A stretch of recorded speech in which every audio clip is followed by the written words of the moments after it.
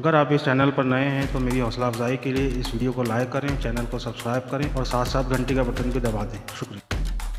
तीसरा फर्द मेरी तरफ लपका था। मुझे दरवाज़ा अंदर से लॉक करते देखकर इसने पूरी कुव्वत से पिस्तौल का दस्ता शीशे पर मारा।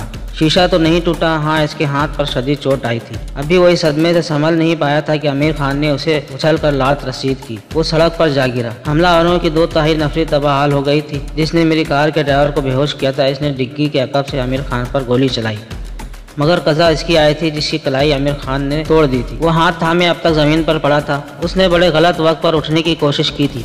आमिर खान पर चलाई गई गोली इसके सर में उतर गई। इसकी चीख व पुकार यूं रुक गई जैसे टेप को ऑफ कर दिया जाए। वो यकीनन गिरने से पहले ही मर चुका था। अपने ही साथी को हलाक करने वाला सख्त बदहवास हो रहा था। वो जिस मकसद के लिए आए थे वो तो पूरा होता नजर नहीं आ रहा था। खुद इनको अपनी जान के लाले पड़ गए थे। सफेद कार में एक अदद ड्राइवर भी मौजूद था। जब इसने अपने साथियों को पिटते देखा तो वो कार से लोहे का एक पाइप लेकर उतरने लगा। आमिर खान ने दूसरी गोली से बचते हुए स्लिप होकर सफ़ेद कार के दरवाजे को लात मारी। ड्राइवर की गर्दन दरमियान में थी। दरवाज़ा पूरी कुव्वत से इसकी गर्दन पर लगा तो इसके सांस ही रुक गई। गर्दन की नाजुक रगें और सांस की नाली पिस कर रह गई थी। जब तक वह अपना सांस बहाल करता, आमिर खान ने ज़मीन पर लेटे लेटे अपना पिस्तौल निकाला और डिग्गी के अकब में मौजूद दुश्मन की टांग पर गोली मारी थी। इसने चीख मारकर पिस्तौल फेंक दिया और टांग पकड़कर नाचने लगा। आमिर खान को नुकसान इसका डांस देखने से हुआ था। सफ़ेद कार के ड्राइवर ने अपनी सांस बहाल करने के बाद पहला काम ये किया कि आमिर खान के सर पर लोहे का पाइप मारा। वो बेहोश तो नहीं हुआ था, लेकिन इसे चक्कर आ गया था। इस दौरान में जब कार से बाहर जंग व जदल के भरपूर मनाजर चल रहे थे, मैंने अंदर से कार के चारों डोर लॉक कर दिए थे। लिहाजा जब ड्राइवर ने दरवाज़ा खोलने की कोशिश की तो इसे नाकामी हुई। इसने मुश्तइल होकर लोहे का पाइप खिड़की के शीशे पर मारा, मगर शीशा इस बार भी नाकाबिल शिकस्त साबित हुआ। लोहे का पाइप इस पर पड़ कर उचट गया था। इसका हाथ झंझना गया था। इस बार वो इतना मुश्तइल हुआ कि इसने टांग पर गोली खाकर नाचने वाले का पिस्तौल उठाया और ऐन खिड़की के सामने खड़े होकर शीशे पर फायर कर दिया। हालांकि दो नाकामियों के बाद इसे समझ लेना चाहिए था कि शीशे बुलेट प्रूफ है। जिंदगी में पहली बार मैं खौफजदा हुआ था। आखिर बच्चा था। अकरजा जमशेद अली ने मुझे पहले ही समझा दिया था, बल्कि अमली तजुर्बा करके भी दिखा दिया था कि कार के शीशे बुलेट प्रूफ थे। इन पर गोली का कोई असर नहीं होता। सबूत के तौर पर इन्होंने मुझे कार के शीशे पर गोली चलाकर दिखाई थी। शीशे पर वाल भी नहीं आया था। इन्होंने मुझसे कहा, जब तुम्हें किसी से खतरा महसूस हो तो कार के दरवाजे अंदर से लॉक कर लेना, कोई तुम्हारा कुछ नहीं बिगाड़ सकेगा। मैंने ऐसा ही किया था, लेकिन साथ ही मैं बच्चा भी था। खौफजदा होना फितरी बात थी। अहमद ड्राइवर ने बिल्कुल सामने से शीशे पर फायर किया था। गोली शीशे से लगकर उछटती हुई वापस पलटी और इसके पेट में घुस गई। मैंने इसके सफ़ेद कमीज पर खून का धब्बा नमूदार होते देखा।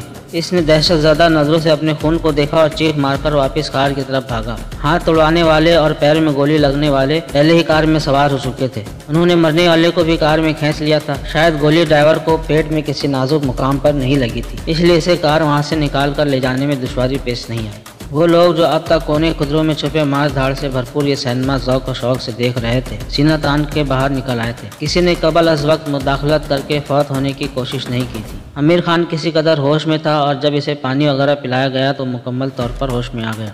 अलबत्ता डिग्गी में औंधे मुंह पड़े हुए हमारे ड्राइवर को होश में लाने की कोशिश नाकाम रही थी। इसके सर की चोट ज़्यादा ही गहरी लग रही थी। इस असना में स्कूल के सिक्योरिटी गार्ड और प्रिंसिपल साहब भी आ गए थे। ये सुनकर उनके हाथों के तोते उड़ गए थे कि इनके स्कूल के एक बच्चे को अगवा करने की कोशिश की गई थी। मुझे फौरी तौर पर अंदर ले जाया गया, जहां स्कूल का डॉक्टर जख्मी ड्राइवर का मुआयना कर रहा था। इसने तशवीश से कहा, मुझे चोट संगीन लगती है, इसे फौरी तौर पर अस्पताल ले जाना होगा।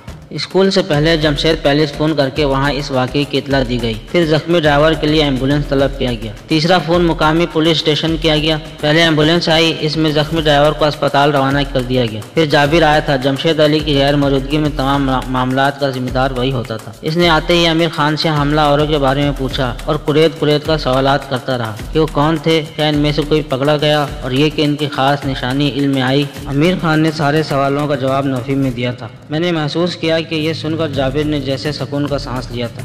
इस असना में एक सब इंस्पेक्टर मुकामी थाने से आ गया था। पहले तो वह इस बात पर चीं बजबी था कि पुलिस के आने से पहले जख्मी ड्राइवर को अस्पताल क्यों रवाना किया गया, लेकिन जब इसने जमशेद अली का नाम सुना तो बिल्कुल सीधा हो गया। अच्छा जी, गाड़ी में जमशेद साहब का बच्चा था, इसने फिक्रमंदी से कहा। आजी साहब तो हमारा बाजा बजा देंगे। पहले वो आमिर खान को थाने ले जाने पर मुसिर था, मगर बाद में खुद ताबेदार खादमों की तरह इसे कार तक छोड़ने आया था। जाबिर ने मुझे अपनी कार में ले जाना चाहा, लेकिन आमिर खान ने इनकार कर दिया। यूसुफ बाबा, सिर्फ आप अपनी कार में आ जा सकते हैं, मेरी कार में क्या ख़राबी है? जाबिर ने घुर्रा कर कहा, आपकी कार बुलेट प्रूफ नहीं है। मुमकिन है दुश्मन कहीं रास्ते में घात लगाकर बैठे हों, आप जाएं, मैं यूसुफ बाबा को लेकर आता हूँ।